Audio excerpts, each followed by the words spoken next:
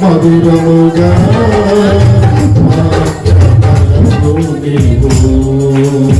మారా అనుభవం మధురముగా మార్చగలవు మహోన్నతుడా నీ కృపలో నేను నివసించుట నా జీవిత ధన్యతయున్న పదం మహోన్నతుడా నీ కృపలో నేను నివసించుట మహోన్నతుడా నీ కృపలో నేను నివసించుట నా జీవిత ధన్యతయున్నది నా జీవిత ధన్యతయున్నది మహోన్నతుడా మహోన్నతుడా మహోన్నతుడా. హల్లెలూయా హల్లెలూయా. గట్టిగా దేవుని వందనాలు చెల్లిద్దాం. ఈ పనికి ఎవరు ప్రతిఫలం ఇస్తారన్నది ఒక ఆలోచన రావాలి. ఏ పనికి? తప్పట్లు కొట్టడం కానీ, ప్రార్థన చేయటం కానీ, ప్రసంగం చేయటం కానీ, లేదు వారు చక్కని స్వరాలతో పాడడం కానీ. ప్రభు అంటాడు రహస్యమందున్న మీ తండ్రి మీ ప్రార్థనకు ప్రతిఫలము ఇస్తాం. దేవనామానికి స్తోత్రం. రహస్యమందున్న దేవుడు ప్రార్థనకి ప్రతిఫలం ఇస్తాడు. నువ్వు చూడాలంత ఆయన అన్నాడు, ఆయన చెప్పాడు. నువ్వు విశ్వాసంతోనే సాగా, ఆ నమ్మకంతోనే ప్రార్థన చెయ్య. 3 రోజులు ఉపవాసం ఉన్నాను, 3 సార్లు ప్రార్థించాను, ఏమీ జరగలేదు. ఇది కదా నువ్వు విశ్వాసంతో ఉంటే ఆ ప్రతిఫలమును నీవు పొందుతావు. రహస్యమందున్న నీ తండ్రి ప్రతిఫలము ఇచ్చినందుకు ఉపవాసం ఉన్నప్పుడట మన ప్రార్థన రహస్యమందున్న తండ్రికి చెయ్యాలంట. ఎవరికి? రహస్యమందున్న తండ్రి. అందుకు జాగ్రత్తగా ఉండాలి. దైవజనులు చెప్పినప్పుడు, మాట్లాడుతూ ఉన్నప్పుడు ఏమి అంటే ఏమి ఆశించకుండా దేవుని దగ్గరికి రావాలి. అన్ని ఫలాలు కూడా ఆయన ఇస్తారు. ఇచ్చేవారు ఎవరంటే ఇస్తారు. ఇచ్చేటప్పుడు కూడా బాధ వస్తుంది. ముందు వచ్చిన వాళ్ళకి, వెనకాల వచ్చిన వాళ్ళకి కూడా. ప్రభు కాలంలో అదే జరిగింది.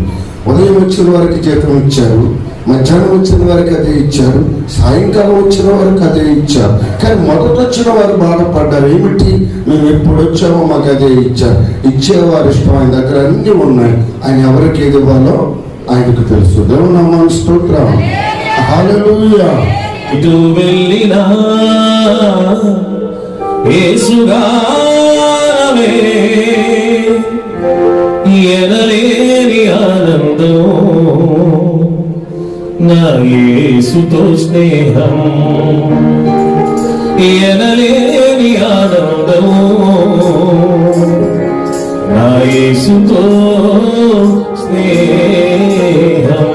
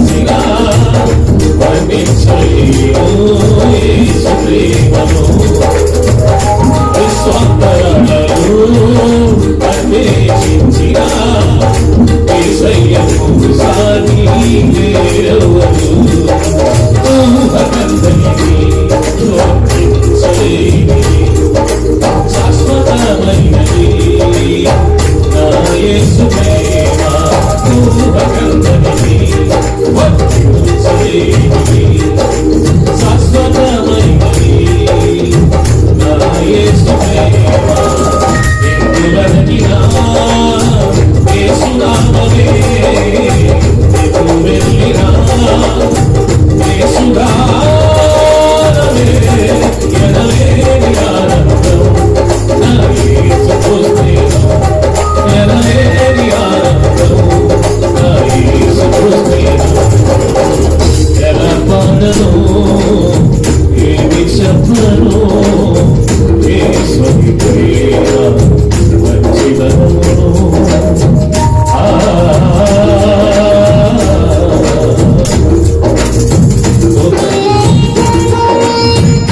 మనుషుల చేత చేయబడిన దేవుని యొక్క యేసయ్య నుండి ఆయన ప్రాణమిచ్చి ప్రాణాలను కాపాడడానికి ప్రాణప్రదాతగా ఉన్నటువంటి వ్యక్తి ఆయనే యేసు. మరణభయంతో నిలిచిన మనుషులకు విడుదల ఇవ్వడానికి లోకానికి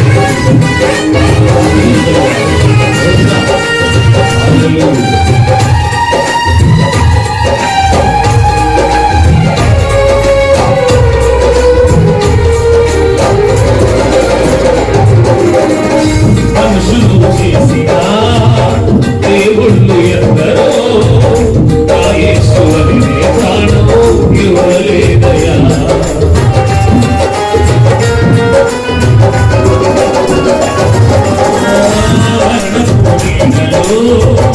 గడిచిన మనిషికి విడుదల ఎవరు ఇవ్వలేదయా మనుషులు చేసిన దేవుళ్ళు ఎందరో నా యేసు అనే ప్రాణం ఇవ్వలేదయా మరణభూమిలో మనిషికి విడుదల ఎవరు ఇవ్వలేదయా ప్రాణమిచ్చిన మరణాత యేసయ్యా జీవమిచ్చిన జీవదాత యేసయ్యా ప్రాణమిచ్చిన మరణాత యేసయ్యా జీవమిచ్చిన జీవదాత యేసయ్యా నిత్యవదకినా యేసునామమే ఎటు వెళ్ళినా యేసుగానమే ఎటు వెదకినా యేసునామమే ఎటు వెళ్ళినా యేసుగానమే ఎనలేని ఆనందం నా యేసుతో స్నేహం ఎనలేని ఆనందం నా యేసుతో స్నేహం ఎలా పాడను ఏమి చెప్పను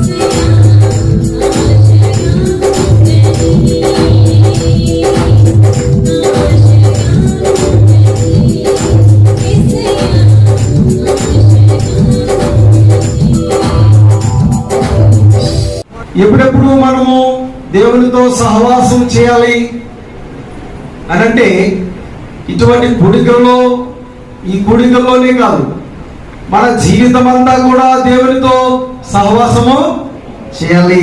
అంటే ఏంటి? మనకి ఎన్నో పనులు ఉన్నాయి, ఎన్నో కార్యక్రమాలు ఉన్నాయి, ఎన్నో పనులు మునిగి తేలేటువంటి వారం.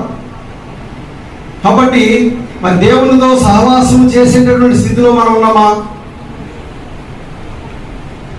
ఇక్కడ ఇక్కడ చూడండి వాక్యంలో, దేవునితో ఆయనతో సహవాసము చేసిన ఎడల కూర్చొని ఉంది. నువ్వేం చేస్తున్నావు, నేనేం చేస్తున్నాను. అంతేకాదు, మనుషుడు బాహ్యమును చూస్తాడు, కానీ దేవుడు అంతరంగమును చూచే దేవుడు. కాబట్టి నీ యొక్క సహవాసము ఎవరు తెలుసు? నీవు నమ్మిన దేవునికి తెలుసు, నీవు ఆశ్రయించినటువంటి దేవునికి తెలుసు. కాబట్టి కూర్చున్నా, నుంచున్నా, ఏ పని చేసినా, ఎక్కడికి వెళ్ళినా, ప్రయాణంలో ఉన్నా, ఏమండి, మన యొక్క పరిపాటులో ఉన్నా, మనం ఎవరితో సహవాసం చేయాలి? దేవునితో సహవాసం చేయాలి. అంటే ఏంటి అర్థం? ఎప్పుడూ కూడా దేవుని యొక్క తలంపును మనము కలిగి ఉండాలి. యేసుని తలపే నాకు ఎంతో హాయి, ప్రభు యేసుని తలపే నాకు ఎంతో హాయి. యేసు యొక్క తలపట ఏమిటి? మనకు ఎంతో హాయినిస్తుంది. దేవునికి స్తోత్రం కలుగును గాక. కాబట్టి ఎల్లప్పుడూ మనము దేవునితో సహవాసం చేసేవారుగా ఉండాలి. కాబట్టి ఆయనతో సహవాసము చేసిన ఎడల చూడండి, నీకేం కలుగుతుందట? సమాధానం. సమాధానం నాకు అవసరం లేదన్న వాళ్ళందరూ చేతులెత్తండి ఒకసారి. కావాలా? మా అమ్మమ్మ, నేను అనేవాడిని, నువ్వు పర్వతరాజునికి వెళ్తావా అనేవాడిని. మా అమ్మగారు అమ్మన్నా, ఆవిడనేది, నేను ఖచ్చితంగా పరలోక రాజ్యానికి వెళ్ళిపోతాననేది. పరలోక రాజ్యానికి ఎప్పుడు వెళ్తాం? ఏమండి, నీకు సమాధానం ఎప్పుడు కలుగుతుంది? వాక్యాధారంగా మనం చూస్తే ఆయనకి ఇష్టమైన మనుషులకు భూమి మీద సమాధానం. నిజమే. చూడండి, నీరున్నా, నీరు లేకపోయినా, ఆహారం లేకపోయినా మనం బ్రతకగలం, కానీ సమాధానం క్రైస్తవులుగా మనం అయితే సమాధానం లేకపోతే కనుక అన్ని ఇబ్బందులే, కుటుంబంలో కానీ, జీవితంలో కానీ.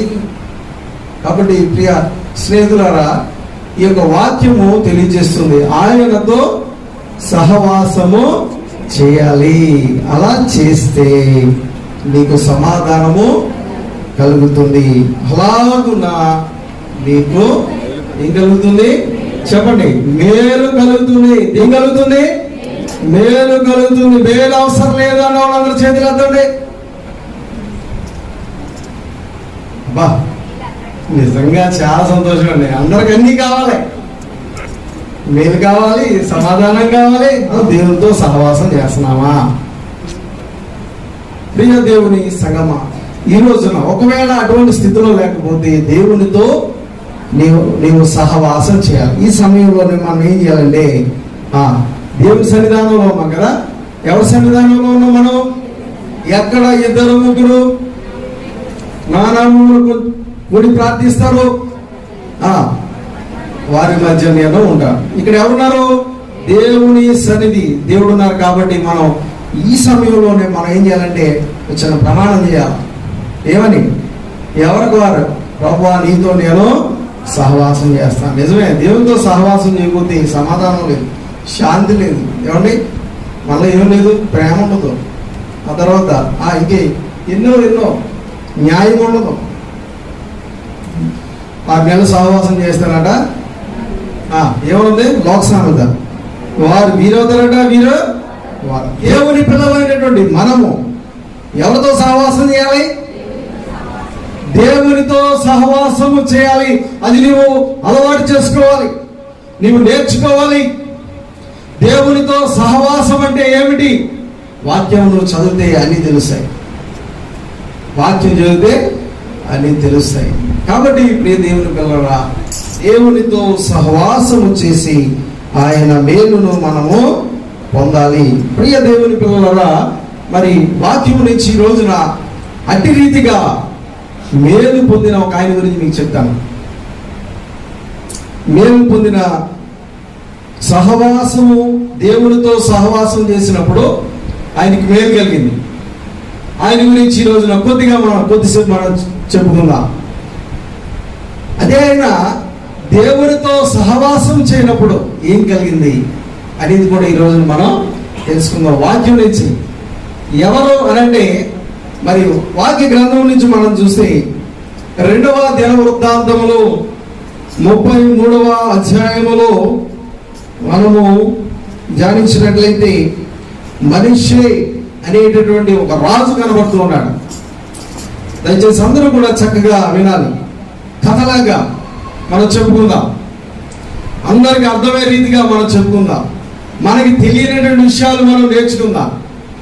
నేను అంటున్నాను, ఇక్కడ అనేక మందికి చాలా విషయాలు తెలుసు, జ్ఞానవంతులు ఉన్నారు, బుద్ధివంతులు ఉన్నారు, వాక్యం తెలిసినటువంటి వారు ఉన్నారు. అయినా సరే ఒకసారి మనం ఏం చేద్దామంటే ఒక్కసారి జ్ఞాపకాన్ని తెచ్చుకుందాం. దేవునికి స్తోత్రం. ఎందుకు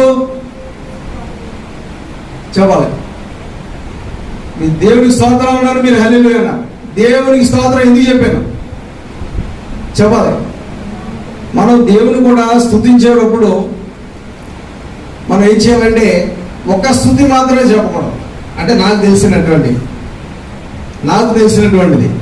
ఇప్పుడు ఎవరైనా మనకి ఒక మేలు చేశారు, అప్పుడు మనం ఏం చేస్తాం?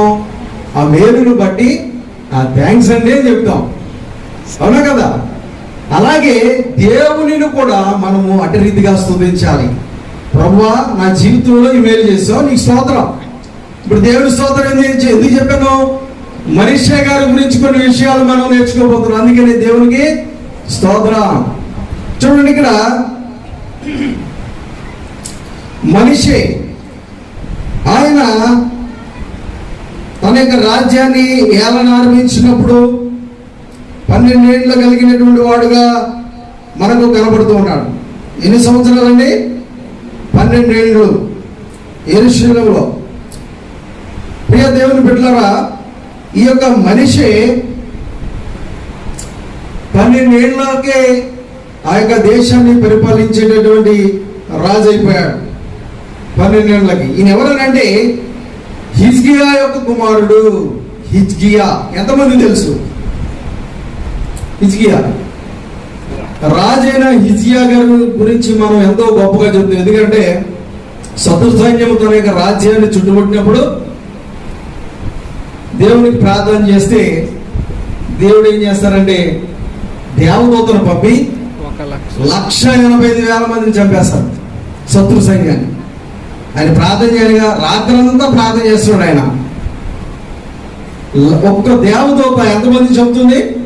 శత్రు సైన్యం 1,85,000 మందిని. ప్రియమైన దేవుని బిడ్డలారా, ఆ వాక్యంలో ఉంది, యెహోవా యందు భయభక్తులు గల వారి చుట్టూ ఆయన దూతలను కావలిగా ఉంచుతారట. నువ్వు దేవునితో సహవాసం చేస్తే, దేవునికి ప్రార్థన చేస్తే, అలాగే దేవుని యందు భయభక్తులు కలిగి ఉంటే దేవుడు ఏం చేస్తాడు? నీ చుట్టూ దేవదూతలను కావలిగా ఉంచుతాడు. అలాగే ఈ యొక్క హిజ్కియా ఆ రాజు యొక్క ప్రార్థన దేవుడు విని దేవదూతలను పంపి శత్రు సైన్యాన్ని లేకుండా చేస్తారు ఉదయం కల్లా. అటువంటి రాజు అయిన హిజ్కియా కుమారుడు ఎవరంటే మనిషి. తండ్రి ఎంతో గొప్పడు, కానీ ఈ రోజున హిజ్కియా గురించి మనం తెలుసుకుంటే చాలా మరి బాధాకరంగా ఉంటుంది. చూడండి, ఇక్కడ 33వ అధ్యాయము 9వ వచనం మనం చూద్దాం ఒకసారి. ఈ ప్రకారము మనిషి యూదా వారిని యెరూషలేము కాపురస్తులను మోసపుచ్చిన వాడై ఇశ్రాయేలీయుల ఎదుట ఉండకుండా యెహోవా నశింపజేసిన అన్యజనుల కంటేను మరింత అక్రమముగా ప్రవర్తించినట్లు చెడుకు కారకుడైను. ఎవరు అక్రమముగా ప్రవర్తించడానికి, అలా చేయడానికి కారణమేడు మనిషి. ఎవరు అలాగ చేయడానికి? ఇశ్రాయేలీలు. ఇశ్రాయేలీలు అనగా దేవుని జనాంగము. ఇశ్రాయేలీలు అనగా ఎవరు? దేవుని జనాంగము.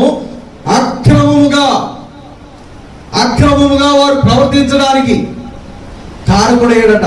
ఇక్కడ ఇశ్రాయేలీలను మరింత అక్రమముగా ప్రవర్తించినట్లుగా చేయడానికి కారణమయ్యాడు. ఎవరంటే ఈ యొక్క మనిషి. ప్రియులారా, ఈయన చేసినటువంటి మరి ఆ పనులని మనం చూస్తే చూడండి, ఈ అధ్యాయంలో ఉన్నాయి. స్పీడ్గా మనం చెప్పుకుంటూ వెళ్దాం. యెహోవా దృష్టికి అన్యజనులు చేసిన హేయ క్రియలను అనుసరించి యెహోవా దృష్టికి చెడు నడత నడిచాడట. అన్యజనులు అంటే యూదులు కానిటువంటి వారు, ఇశ్రాయేలీయులు కానిటువంటి వారు, వారు చేసినటువంటి హేయ క్రియలు అనగా దేవునికి వ్యతిరేకంగా చేసినటువంటి ఏ కార్యమైనా అది హేయ క్రియ. కనుక అటువంటి క్రియలు అనుసరించి చేయించడమే కాదు, ఇతను కూడా అనుసరించి మరి దేవుని దృష్టికి చెడు నడత నడిచినటువంటి వాడు. ఈ రోజున ప్రతి విశ్వాసికి ముఖ్యమైనది ప్రవర్తన. మన నడత, మన ప్రవర్తన చాలా చాలా బాగుండాలి. ఎందుకంటే మనం ఎవరిని కలిగి ఉన్నాం? దేవునిని కలిగి ఉన్నాం. ఎవరిని ఆశ్రయించాం? దేవుని ఆశ్రయించి ఉన్నాం. ఆయన ఎవరు? పరిశుద్ధుడు. మనం నమ్మిన దేవుడు ఎవరు? పరిశుద్ధుడు. ఆయన పరిశుద్ధుడు కనుక మనం కూడా ఎలా ఉండాలి? పరిశుద్ధులుగా ఉండాలి. అలా లేనట్లయితే చూడండి, మార్నింగ్ రై గారు చెప్పారు, వెలుగు ఉన్నట్లుగా నటిస్తూ ఏమండి వారికి ఏం లేదట, సహోదరుని ప్రేమించలేనటువంటి స్థితిలో పైకి ఎలా కనబడుతున్నారు? వెలుగున్నట్లుగా. మరి ఎటువంటి వారు? వెలుగున్నట్లా, వెలుగు లేనట్లా? దేవుడు అంటూ ఉన్నాడు, చీకటిలో ఉన్నారు వారు, వెలుగులో లేరట. ఎక్కడున్నారు? చీకటిలో ఉన్నారు. కాబట్టి ప్రియులారా, మన ప్రవర్తన ఎంతో ముఖ్యము. దేవుడు ఏం చేస్తున్నాడు? నిన్ను నన్ను చూచి దేవుడు అయినాడు. ఇంకా మనం చూస్తే మరి అతడు మరి యెహోవా మందిరము నందు బలిపీఠాలను కట్టించాడట. అంతేకాదు మరి ఆకాశ నక్షత్ర సమూహములకు బలిపీఠములను కట్టించాడు. ఏం చేస్తున్నాడండి ఇక్కడ? ఆయన ఆకాశ నక్షత్ర సమూహములకు బలిపీఠములు కట్టిస్తున్నాడంటే ఏంటి అర్థం? ఈ రోజున మనం చూస్తే పిల్లలు పుట్టిన తర్వాత వాళ్ళ నక్షత్రం ఏం చూస్తున్నారు? నక్షత్రాలు చూడొచ్చా? ఈ రోజున దేవుని పిల్లలు కూడా ఏదైనా కార్యం చేయాలంటే మంచి రోజు. ఈ రోజున మనిషిలో మనం ఎన్ని చూసి నేర్చుకుంటాం, ఏం చేయాలో ఏం చేయకూడదు. ఇతను ఏం చేస్తున్నాడంటే నక్షత్రాలు బలిపీఠాలు కట్టి వాటికి పూజిస్తూ ఉన్నాడట. అంతేకాదు తన హిన్నోములో ఎందుకు తన యొక్క కుమారులను అగ్నిలో గుండా దాటిస్తున్నాడట. ఏం చేస్తున్నాడు? అగ్నిలో గుండా. ఈ రోజున చెప్పుకునేవన్నీ కూడా మన ఎదురుగా కనబడుతూ ఉన్నాయి. అనేక పండుగల్లో మనం చూస్తూ ఉన్నాం, అనేక పండుగల్లో మనం చూస్తూ ఉన్నాం. అగ్నిగుండాల మీద నడిచేటటువంటి సాంప్రదాయాలు మనం చూస్తూ ఉన్నాం. ఇవన్నీ కూడా దేవునికి హేయమైనటువంటి క్రియలు, వ్యతిరేకమైనటువంటి క్రియలు. అలాగే మనం చూసినట్లయితే చూడండి, ముహూర్తములను విచారించుచు ఇంకేం చేస్తున్నాడు? ముహూర్తాలలో అయ్యా నాకు అయ్యా చెప్పారు, దౌర్భాగ్య స్థితిలో ఉన్నాము, దేని కొరకు ముహూర్తం పెట్టుకున్నారంట? బాప్తిజం కొరకేనా? బాప్తిజం తీసుకోవాలంటే ముహూర్తాలు పెట్టుకుంటారు. మనం ఎవరిని ఆశ్రయించాం? ఎవరిని ప్రార్థన చేస్తున్నాం? భూమి ఆకాశములను సృజించిన దేవుని అనగా నిజమైన దేవుని మనం ప్రార్థిస్తాం. ఇప్పుడు ముహూర్తాలు పెట్టేటువంటి వారు ఎవరిని కొలుస్తారు? వారి దేవుని కొలుస్తారు. కానీ నిజమైన దేవుడు యేసుక్రీస్తు ప్రభు, నీవు నమ్మినటువంటి దేవుడు. నీకు నీ యొక్క ఇంట్లో జరిగే శుభకార్యానికి అతను ఏం చేస్తున్నాడు? ముహూర్తం పెడుతూ ఉన్నాడు. ఎంత అన్యాయము! నువ్వు ఎవరు మోసం చేస్తూ ఉన్నావు? కాదు, నేను అంటాను, పాస్టర్ గారిని మోసం చేస్తాను. ఫస్ట్ పాస్టర్ గారికి తెలియదు కదా. నేను చాలా మా సంఘంలో ఏంటది ఇల్లు కట్టేటప్పుడు శంకుస్థాపన అయ్యారు కరెక్ట్గా 9 గంటలకల్లా వచ్చేయండి అంటారు. నాకు డౌట్ వచ్చేస్తుంది. ఇది 9 అన్నాడంటే ఖచ్చితంగా శాస్త్రి దగ్గరికి వెళ్ళి ఉంటాడు. వెంట అడుగుతా, లేదండి అంటాడు. సరే అబ్బాయి వచ్చేస్తానని చెప్పి 9:30కి వెళ్తా, లేదంటే 10ంటికి వెళ్తా. అయ్యారు లేట్గా వచ్చాడు అనుకున్నాడు. మనకి చెప్పరు. అంటే ఎవరు మోసం చేస్తున్నారు? మాస్టర్ గారిని మోసం చేస్తున్నారు, దేవునిని మోసం చేస్తున్నారు. ఇది దేవునికి అనుకూలమైందా? చూడండి, ఇది కూడా ఒక హేయమైనటువంటి క్రియ. ముహూర్తాలను విచారిస్తూ ఉన్నాడు. ఇంకేం చేస్తూ ఉన్నాడు? మంత్రములను, చెల్లంగితనమును, వాడికి చే కర్ణ పిశాచములతోను, సోదె గాండ్రతోను సాంగత్యము చేయించు. సాంగత్యం అంటే ఏంటి? సహవాసం. అటువంటి వారితో సాంగత్యం చేస్తూ ఉన్నాడు. యెహోవా దృష్టికి బహుగా చెడు నడత నడుచుచు ఆయనకు కోపము పుట్టించెను. ఎవరు కోపం పుట్టిస్తున్నాడు? ప్రియ దేవుని పిల్లరా, ఈరోజు ఉపవాస ప్రార్థన. అవునా? ఉపవాస ప్రార్థనలో ఏం చేయాలి, ఏ విధంగా ప్రార్థన చేయాలో కూడా ఈ యొక్క వచనాలు ఉన్నాయి. ఇతను ఏం చేస్తున్నాడు తన జీవితంలో? చూడండి, చిల్లంగితనము, ఇంకా రకరకాలుగా మరి దేవునికి కోపము పుట్టించేవాడిగా ఉన్నాడు. మరి మనం పుట్టిస్తున్నామా లేదా దేవునికి? కానీ దేవుడు ఎవరు? పరిశుద్ధుడే. నిన్ను రక్షించడానికి ఈ లోకానికి వచ్చిన దేవుడు, నీ పాపము నుంచి నిన్ను విమోచించడానికి మానవుడుగా ఈ యొక్క భూలోకానికి వచ్చినటువంటి మనుష్య కుమారుడైన దేవుడు. ఆయన అంటూ ఉన్నారు, నీ పాపములు ఎన్నడూ జ్ఞాపకం చేసుకోను. మనం గనక పశ్చాత్తాపముతో దేవుని యొక్క సన్నిధానంలోకి వచ్చి మన పాపాలన్నీ కూడా దేవుని సన్నిధానంలో అడిగితే, మన యొక్క పాపాలు ఒప్పుకుంటే దేవుడు అంటూ ఉన్నాడు, క్షమించి వేసట ఎన్నడూ కూడా ఎన్నటికి నీ జ్ఞాపకం చేసుకొని అంటున్నాడు. ప్రియ దేవుని సంగమా, మనం జ్ఞాపకం చేసుకుంటాం. మనం చేసిన పాపాలు మనమే జ్ఞాపకం చేసుకుంటాం. కానీ దేవుడు ఒక్కసారి క్షమించిన తర్వాత ఆయన జ్ఞాపకం చేసుకోడు. అటువంటి దేవుడు ఆయన, మనం నమ్మినటువంటి దేవుడు. కాబట్టి ప్రియులారా, మన యొక్క క్రియలను బట్టి దేవుడు మరి ఆయన కోపం తెచ్చేటటువంటి వారంగా మనము విశ్వాసులుగా ఉన్నాం. మనం ముఖ్యంగా ఎలా ఉన్నాం? మనం విశ్వాసులు, దేవుని నమ్మినటువంటి వారంగా ఉన్నటువంటి మనం అస్సలు చేయకూడదు. కాబట్టి ఇక్కడ చూడండి, మనిషి మరి అటు రీతిగా మరి దేవునికి కోపము పుట్టించేటువంటి వాడిగా ఉన్నాడు. కాబట్టి తన జీవితంలో ఏం జరిగిందంటే 12వ వచనంలో మనం చూస్తే, అతడు శ్రమలో ఉన్నప్పుడు తన 1 మినిట్ అది కదండి, 11వ వచనంలో చూద్దాం. కాబట్టి యెహోవా అష్షూరు రాజు యొక్క సైన్యాధిపతులను వారి మీదకి రప్పించి మనిషి తప్పించుకొని పోకుండా వారు అతన్ని పట్టుకొని గొలుసులతో బంధించి అతని బొమ్మలోనికి తీసుకొని వెళ్ళిపోయారు. అష్షూరు రాజు ఏం చేశాడు? అతన్ని బంధించి గొలుసులతో బంధించి తీసుకెళ్ళిపోయాడు. ఎవరు చేశారు ఇది? చెప్పండి, ఎవరు చేశారు? ఇక్కడ ఉంది కదా, అతని మీదకి రప్పించాడట దేవుడు. కాబట్టి అటువంటి స్థితిలో ఈ మనిషి ఏం చేస్తున్నాడంటే, అతడు శ్రమలో ఉన్నప్పుడు తన దేవుడైన యెహోవాను బతిమాలుకొని తన పితరుల దేవుని సన్నిధిని తను తాను బహుగా తగ్గించుకొని ఆయనకు మరలెడగా ఆయన అతని విన్నపములను ఆలకించి యెరూషలేమునకును అతని రాజ్యములోనికి అతని తిరిగి తీసుకుని వచ్చినప్పుడు యెహోవా దేవుడై ఉన్నాడని మనిషి తెలుసుకొనెను. దేవునికి స్తోత్రం. పొంగమూరి దేవదాసయ్య గారు రాస్తున్నారు చరణంలో, చేసిన పాపముల్ మరలా చేయక నిల్చుదము, యేసు ప్రభుని అడిగి బలము ఎప్పుడును పొందుదము, ఎప్పుడును పొందుదము, ఎప్పుడును పొందుదము దేవరాజా పుత్రులమై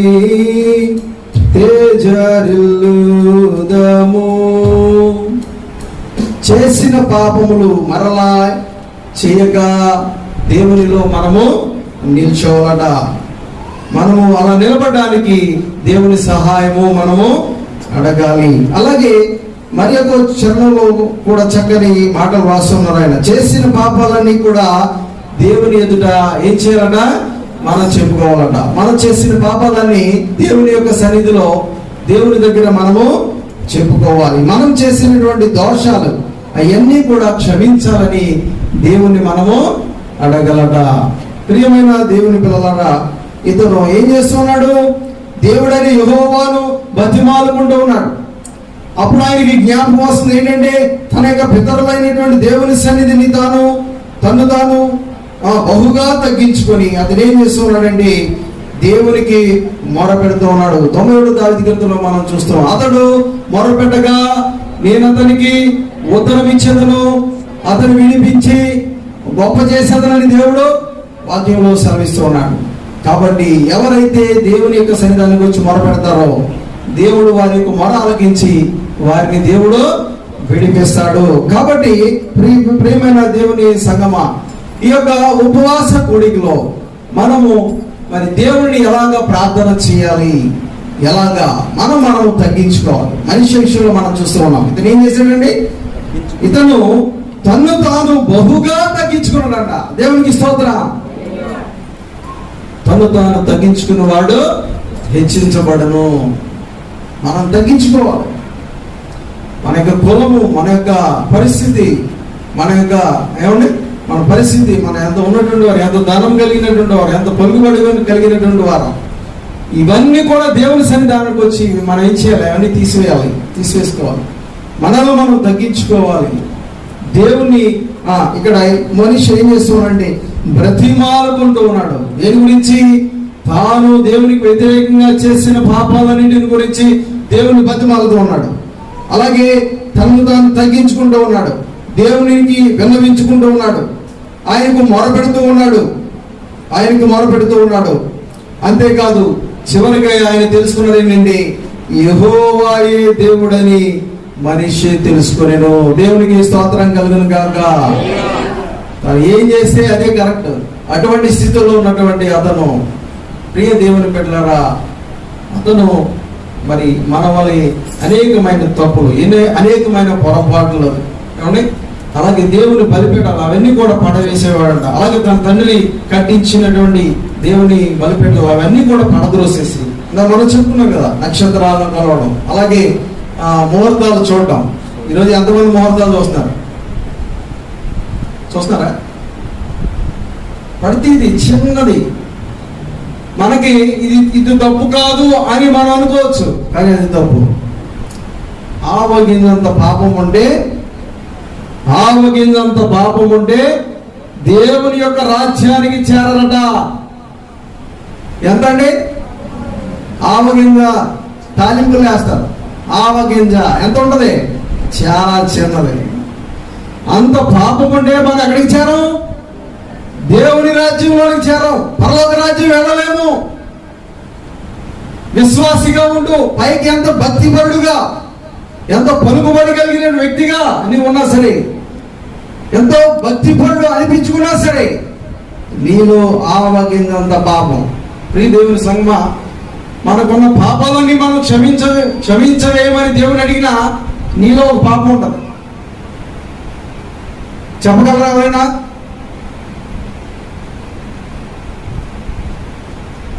జన్మ పాపము ఏంటది? అలాగే ఇంకొక పాపం ఉంది, నైజ పాపము. మరి ఇవి ఎలాగపోతాయి? దేవునితో ఎల్లప్పుడూ నీవు సహవాసము చేస్తే, నీ జీవితం అంతయు కూడా దేవునితో సహవాసము చేస్తే ఏ పాపము నీలో ఉండకుండా దేవుడు చేస్తాడు. దేవుడికి మహిమ కలుగును గాక. దేవుడు అంత గొప్ప దేవుడు. నీవు ఆశ్రయించిన దేవుడు ఎవరండి?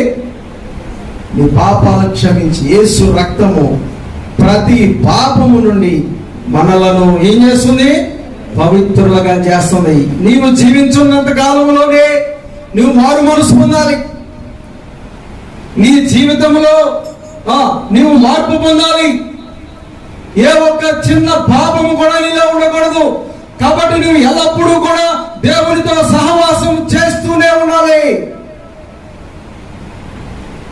ఎన్నోసార్లు మనం పడతాం, ఎన్నోసార్లు మనం లేడుస్తాం, అవునా? నువ్వు ఎంత భక్తిగా ఉన్నా సరే, ఏదో ఒక సమయంలో పడిపోతాం. ముఖ్యంగా ఆడవాళ్ళు పడిపోతారు. ఏంటిది అమ్మా?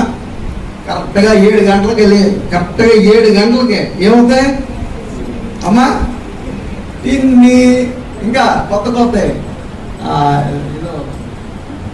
చెప్పండి అమ్మా, పర్లా చెప్పండి, మిమ్మల్ని ఏమన్నాం? సీరియల్స్, కార్తీక దీపం. సాధారణుడు నిన్ను ఏం చేస్తుంది? ఎప్పుడు పడేద్దామా, నువ్వు ఎంత భక్తిగా ఉన్నా సరే, నువ్వు ఇక్కడికి వచ్చి కానీ నువ్వు ఎన్ని పాటలు పాడినా ఏం చేస్తావు? సైతాను దా, నా టైం వచ్చేసిందా రా అంటుంది. ప్రియ దేవుని పిల్లరా, మన పాపాలు ఎలా పోతాయి? అవునా? మీకు ఒకటి చెప్తాను. యేసుక్రీస్తు ప్రభు జన్మించినప్పుడు తూర్పు జ్ఞానులైనటువంటి వారి తూర్పు దేశం నుంచి బయలుదేరారు కదా. బయలుదేరి ఎక్కడికి వెళ్ళాలి? యేసుక్రీస్తు ప్రభువును చూడడానికి వెళ్ళాలి. కానీ మధ్యలో వాళ్ళు ఏం చేశారు? హేరోదు రాజు దగ్గరికి వెళ్ళారు. అప్పటి వరకు ఆ యొక్క నక్షత్రాన్ని వెంబడించి యేసుక్రీస్తు ప్రభువు చూడాలని వెళ్ళి చివరికి అలా రాజు కోటలో పుడతాడు అనుకున్నారు. వాళ్ళ ఆలోచన తప్పు. కానీ అయినా సరే వారు బయటకు వచ్చేటప్పటికి వారికి ఏం కనబడింది?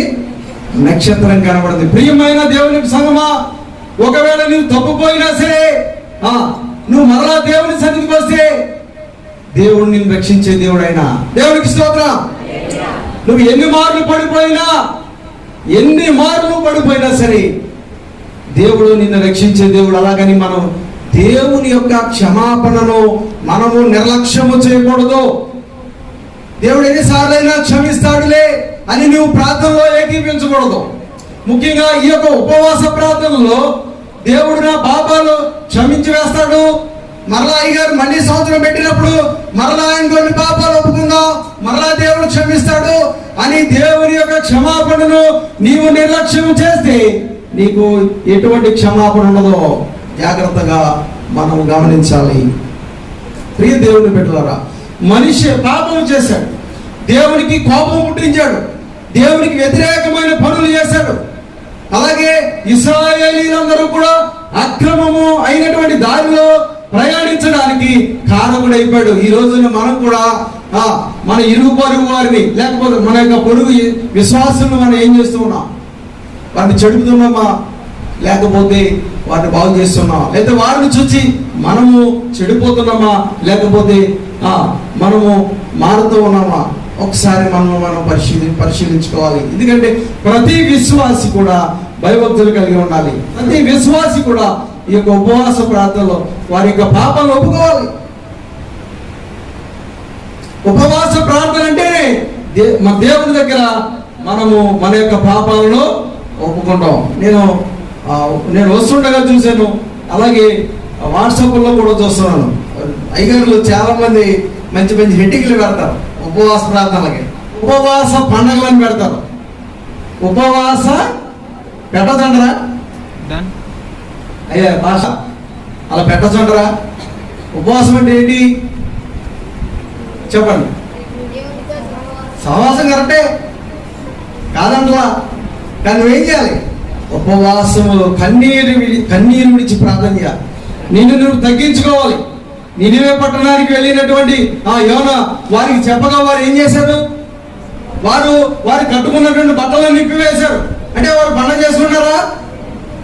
ఈ రోజున దైవ సేవకులు కూడా సంఘాన్ని నడిపించే విధానంలో మార్పు రావాలి. పండగ ఏంటండి ఇది ఫెస్టివల్ కాదు. ఉపవాస పండుగ అంటే ఫెస్టివల్ కాదు. మనం తగ్గించుకొని మన యొక్క పాపాలన్నీ కూడా దేవుని దగ్గర ఒప్పుకునేటటువంటి స్థితి. ఈ రోజున అయ్యగారు మరి రాజుగారు మరి ప్రతి సంవత్సరం ఉపవాస పండుగలు పెడతాను అయ్యగారు, చాలా చక్కగా చేస్తామని చెప్తున్నాను. నిజమే. ఎందుకని చేస్తున్నారంటే మరి మన సంఘం బాగుండాలని, సంఘంలో ఉన్న ప్రతి కుటుంబం కూడా బాగుండాలి, ప్రతి కుటుంబంలో కూడా దేవుల్లో ఎదగాలని, వారి పాపాలు క్షమించమని దేవుని దగ్గర అడిగి వారి దేవుల్లో జీవించాలని, చేరాలని. ఇందాక నేను అడిగిన ప్రతి ప్రశ్నకి ప్రతి ఒక్కరూ కూడా చేతులు ఎత్తలా. సమాధానం కావాలి, ఇంకా ఏమేం కావాలి, ఎన్నెన్నో మేలు కావాలి, చేతులు ఎత్తలా. అంటే అందరికీ మేలు కావాలి. అలాగే దేవుని రాజ్యం అందరికి కావాలంటే నాకు అవసరం లేదా చేతులు ఎత్తాడు ఒకసారి. ఎవరెత్తట్లా. ఎలా వెళ్దాం మనం? నీ పాపాలు దేవుని దగ్గర ఒప్పుకోకపోతే ఎలాగెళ్తాం? దేవుని రక్తం చేత కడగబడ్డం అంటే ఏంటి అర్థం? నువ్వు దేవుని సన్నిధిలో మోకాల్లో నాలి. అసలు ఉపవాస ప్రార్థన అంటే ఏంటి?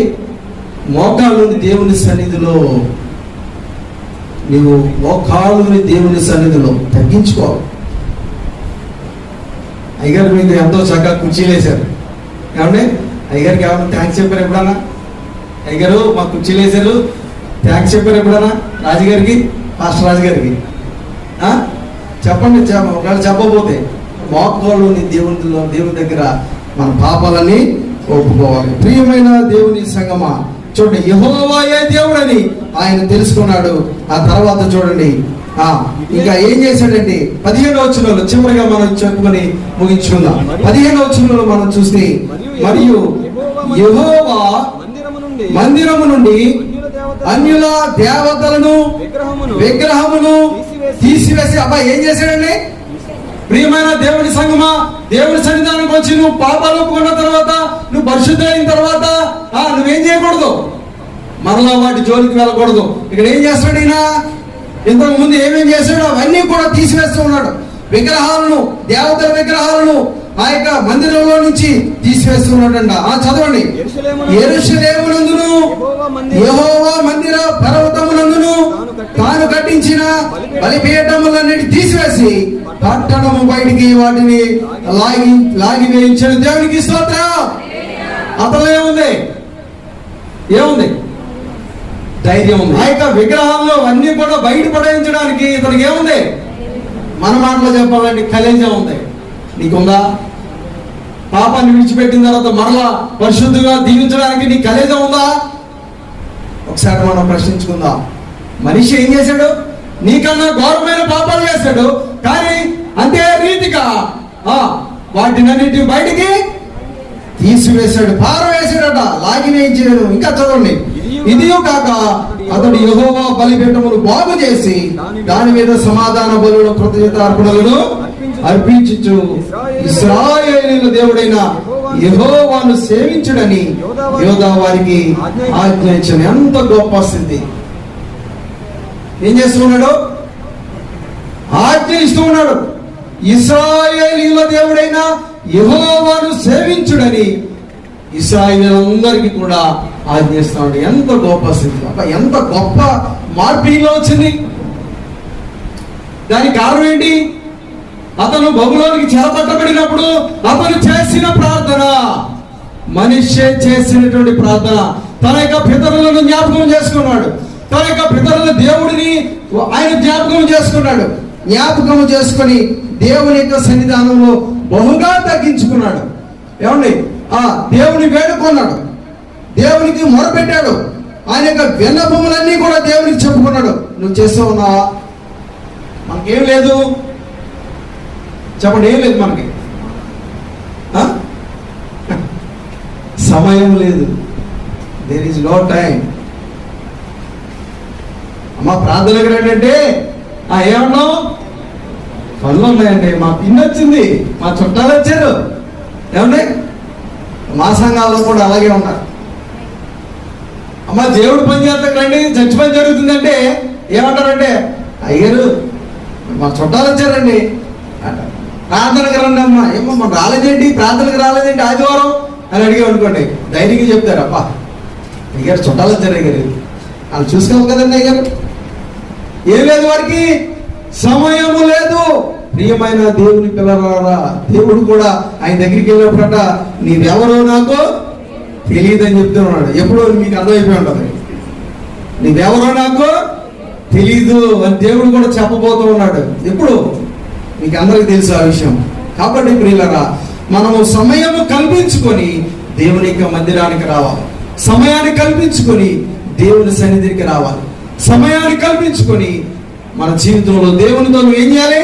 సహవాసము చేయాలి. ముఖ్యంగా ఇటువంటి ఉపవాస కూడికలకు నువ్వు వచ్చి ఈ ఒక్క కూడికే దేవునితో సహవాసం చేస్తానని కాదు, నువ్వు ఎప్పుడెప్పుడు ప్రతి దినము, ప్రతి నిమిషము ఏం చేయాలంట? ప్రతి దినము, ప్రతి గంట, ప్రతి నిమిషము ప్రతి సెకను కూడా నువ్వేం చేయాలంట? దేవుణ్ణి తలంచుకొని దేవుని స్తుతించేవాడుగా ఉండాలి.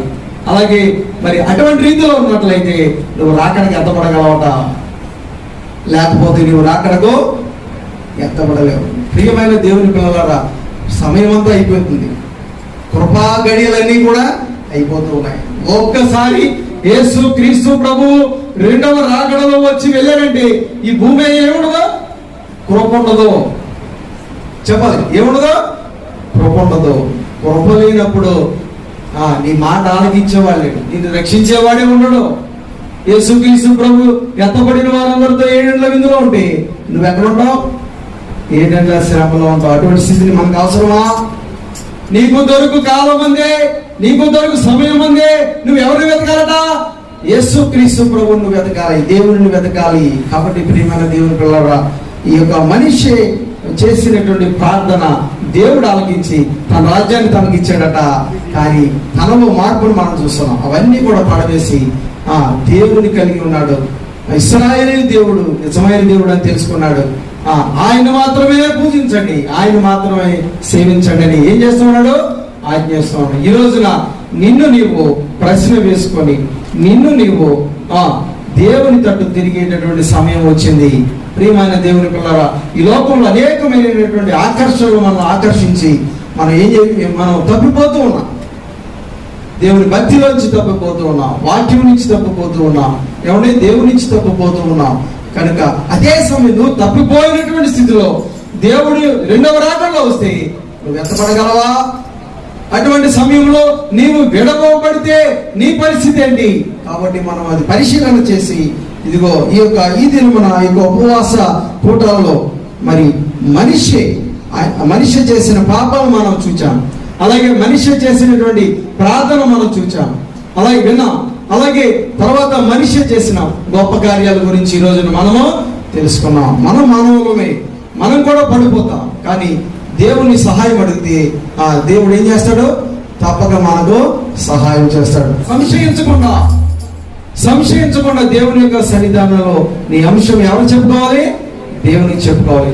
సంశయించకూడదు అంటే ఏంటి అర్థం? అనుమానం పడకూడదు. అనుమానం పడకుండా నువ్వు దేవుని వేడుకుంటే కనుక మనం ఇందాక చదువుకున్నాం యోబు గ్రంథము 22వ అధ్యాయంలో ఏముందో ఒకసారి చూద్దాం.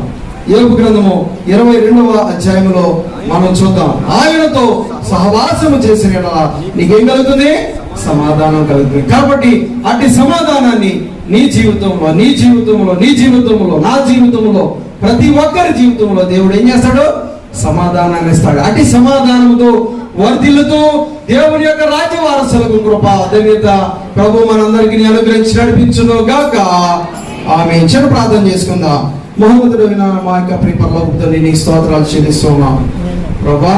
విన్న వాక్యాన్ని సాతాను ఎత్తుకొని పోకుండా ప్రతి ఒక్కరి యొక్క హృదయంలో భద్రం చేయమని, నీ రాకడ భాగ్యం అనుగ్రహించమని యేసు నామమున అడిగి వేడుకొంచున్నాం తండ్రి. ఆమేన్. దయచేసి వినిన వాక్యం నిమిత్తం అందరం కూడా ప్రార్థనలో గడుపుదాం. ఇలా ఎంతకాలమో నీవు సాగిపోదుము, నమ్మి మనుషులను నీవు నమ్మి పలుమారు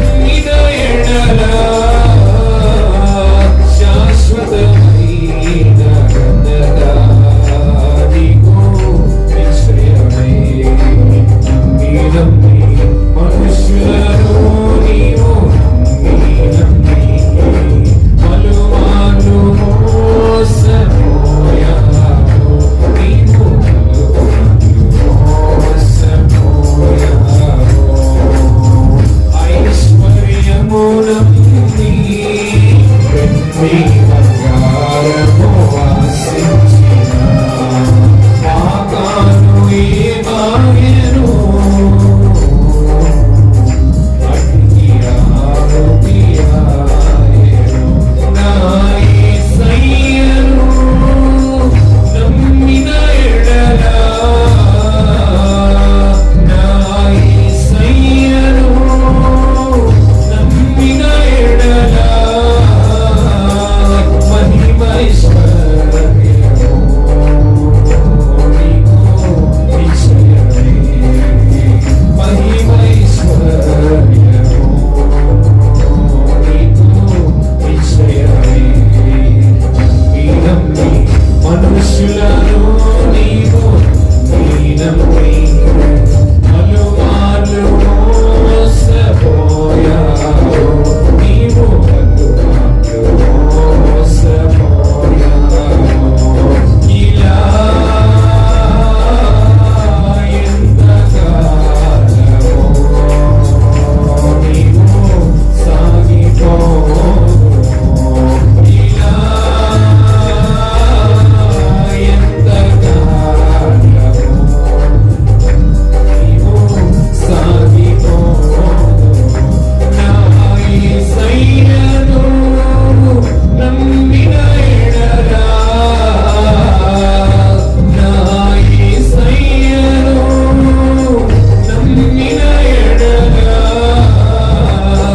ఉన్నత బహుమానము నీకు నిశ్చయమే ఉన్నత బహుమానము నీకు నిశ్చయమే నమ్మి నమ్మి మనుషులను నీవు నమ్మి పలుమార్లు మోసపోయావు నీవు పలుమార్లు మోసపోయావు ఇలా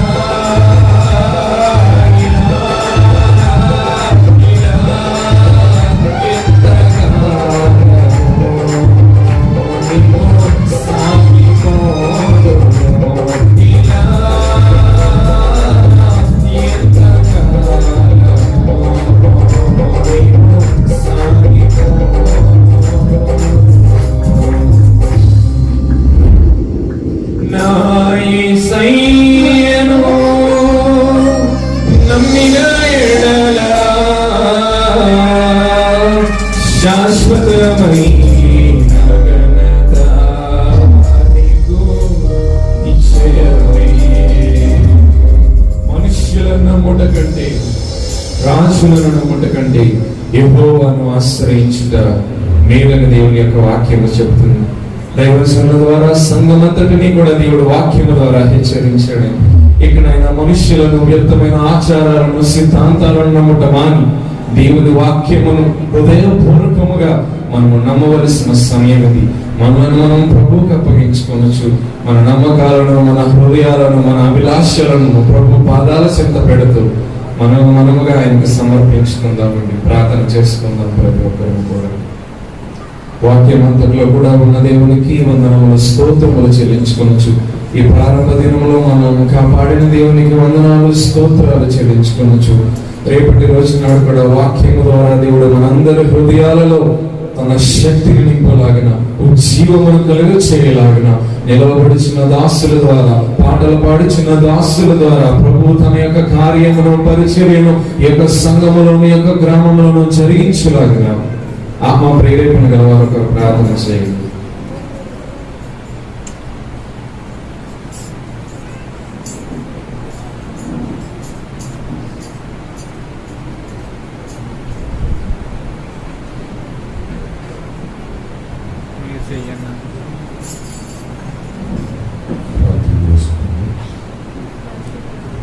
ఎవరైనా చేస్తున్నారు?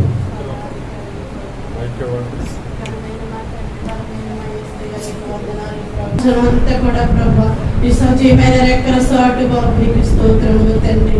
అయా దైవజనుల కుటుంబాన్ని ప్రభా, సంఘబిడ్డలైన మా కుటుంబాన్ని తండ్రి నీకు వందనములు, స్తోత్రములు నాయన.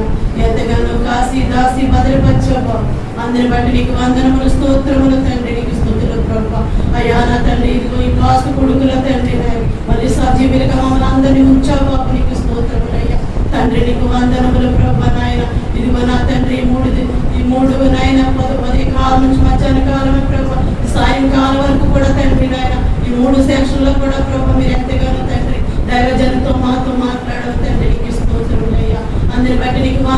తండ్రి నీకు స్తోత్రములు నాయన.